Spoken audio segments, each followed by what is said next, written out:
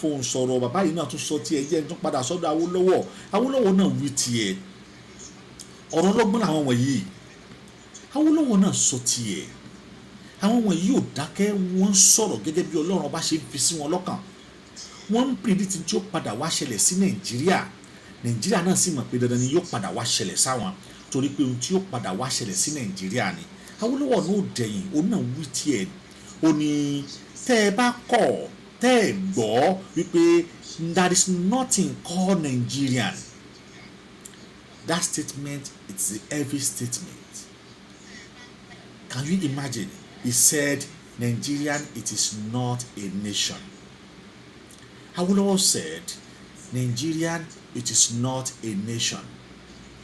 Wàá kọ́kọ́ bi rẹ̀ wọlé rẹ̀ pé kí ló dé tí bàbá yìí sọ báyìí? Bàbá yìí take very impact effort kí Nigeria lè gba independent. Then why tó ṣe wá sọ wípé Nigerian, it is not a nation? Èèyàn tó lè ṣe wàhálà, èèyàn tó lè jà, èèyàn tó lè gbìyànjú láti lọ sókè òkun tó lọ bá àwọn ìrìbó ṣe mítìn pé a gbọ́dọ̀ gba independent, Nigeria gbọ́dọ̀ gba òmìnira, tó wá ń sọ pé Nigeria, it is not a nation. Ó rí pé Yorùbá wọ́n ní tí ò bá nídìí obìnrin ò kì í jẹ́ ikú mólú, tí ò bá nídìí Awólọ́wọ̀ ò lè sọ gbólóhùn yìí. Àwọn bàbá yìí ò dúró síbẹ̀, ó wá tẹ̀síwájú, ó ní it is a geographical expression ní agbègbè lásán náà ni. Ó ní there are no Nigerians, kò sí àwọn tí wọ́n ń jẹ́ Nigerians gan in the same sense. Ẹ̀yin tẹ́ ń pe Nigeria gan, there is no Nigeria in the same sense. Our mindset is different. I'm a Yoruba man. My mindset is different from a Igbo person. The Igbo man, he or her, his mindset is different from Hausa man. Hausa man, he or she, our mindset is different from Yorubas, from Igbo. We are not thinking in the same direction. We don't have the same focus. We don't have the same direction. We don't have the same goal. We don't have the same target. We don't have the same thinking. We are different. There is no Nigerians in the same sense. This thing is supposed to be clear to every one of us. There is no Nigerian in the same sense. Why are we disturbing ourselves when there is no Nigerian in the same sense? We all agree that there is no Nigerian in the same sense. Then why are we disturbing ourselves? Why are we still forcing ourselves to be one? Why are we still make ourselves to be one? Then he continues.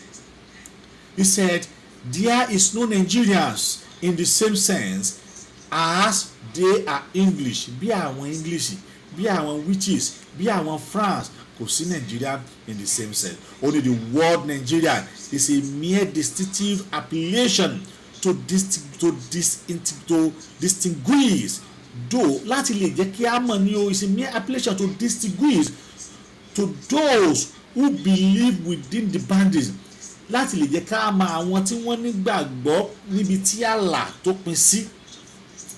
Àwọn tí wọ́n nígbàgbọ́ níbi tí ààlà wa jọ pin sí, níbi tí boundary wa jọ wà. Àwọn tí wọ́n nígbàgbọ́ nínú ẹ̀ ni to distinguish between those that believe in the world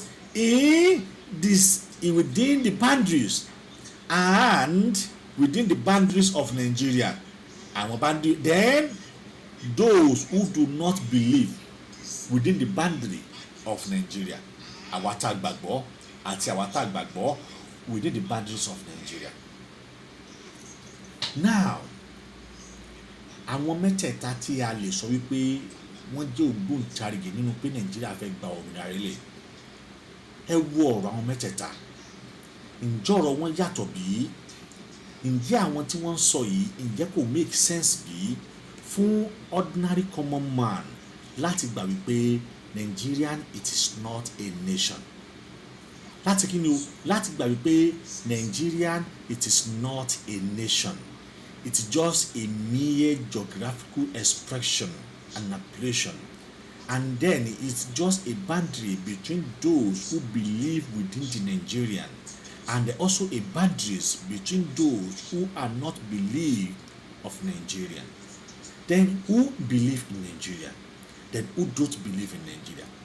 Hausa believe in Nigerian because they are the one the Nigerian favor. They are the one Nigerian favor. They believe in Nigeria because Nigerian favor them. Igbo and Hausa don't believe in Nigerian because it's not favor us. We are just the one who serves the death of Hausas. We are the one feeding them. We are the one feeding them. Ọmọ aláṣọ wa ń wà kísà, ọmọ ẹlẹ́ran wa ń jẹgun, ọmọ onílé wa ń sùn lẹ́ẹ̀kan. So that is why we don't believe in Nigeria. We don't even believe that Nigeria exists. We don't. We are just believe that we are just living our common life with no country names. Because as a Nigerian, we don't have language, we don't have culture, we don't have traditions. Unless we are deceiving ourselves. We don't have any identification of calling us Nigerian. We don't. But togetherness of Nigerian, it is not our aims and agenda. It is not Yibo agreement. It is not Yoruba agreement, even though it is not Hausa agreement. But they find it that is fair for them. That is why they stand on it. That is why a stupid senator can say, or a stupid rep, or a stupid appointment officer can say, the Nigeria separation, it is not negotiable. Who does that? Who said that to you? No matter how these people keeping Nigeria at once, we will surely divide. No matter how they are keeping Nigeria as one country, we will surely divide, because tó dájú ni pé a padà pín náà ni pínpín ni ó pẹ́ pínpín ni ó padà gbẹ̀yìn wa pínpín ni ó padà gbẹ̀yìn wa ń tá padà wá pín gbẹ̀yìn tá a dẹ̀ pín sìn ohun tó yẹ kí èmi àti ẹ ó dẹ̀ kọrí sílé ká máa lọ sìn tá wá ń dira wa láàmú tá ń sora wá mú tá rò pa àní pín a padà pín pínpín náà ni ó gbẹ̀yìn wa lílọ ni ó gbẹ̀yìn bọ̀ yìí a padà lọ gbogbo ilé tí wọ́n ń ṣe tí wọ́n ń dì wá mú pa àní lọ á padà lọ ọ̀nà tá a dẹ̀ fi lọ ọlọ́run ọba mọ́ ó ti ẹ wo ọ̀nà tá a fi lọ gbọ̀rọ̀gbọ̀rọ̀ báyìí ní tí Nàìjíríà ó padà pín tí ó pín yẹlẹyẹlẹ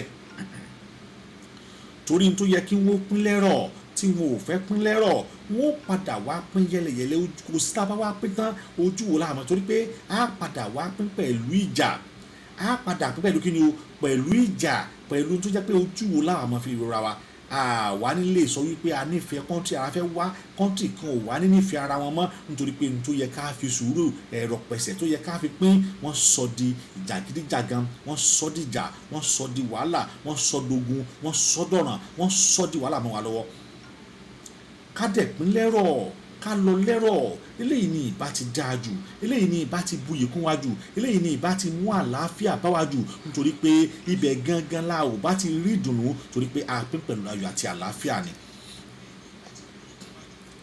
a pín pẹ̀lú kí ni o pẹ̀lú ayọ̀ àti àlàáfíà òun la fi pín. kí wá ló wá dé tó yẹ pé àwọn Haúsá wọ́n dúró wọn láwọn ò fẹ́ lọ kí ló dé wọ́n mọ tí wọ́n ṣe wọ́n mọ tí wọ́n ṣe wọ́n mọ ọ̀nà tí wọ́n dá wọ́n mọ ipa tí wọ́n kó wọ́n mọ how this Nigerian country báwo ni wọ́n ṣe benefit níbẹ̀ báwo ló ṣe benefit wọn wọ́n mọ benefit tí wọ́n rí níbẹ̀ wọ́n mọ ohun tí wọ́n rí níbẹ̀ wọ́n mọ ohun tí wọ́n gbà níbẹ̀ ó ló jẹ́ kí Amadu Bello kó ní o sọ tiẹ̀ Amadu Bello sọ̀rọ̀ burúkú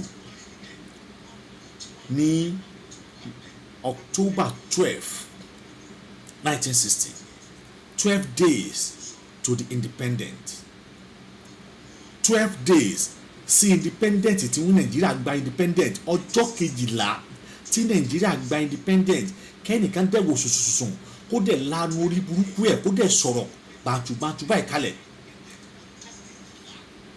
ẹ rí pé nǹkan bẹ Nàìjíríà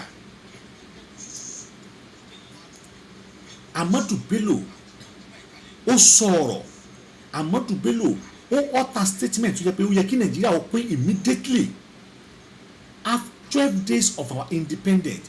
We got an independence in October 1st, 1960.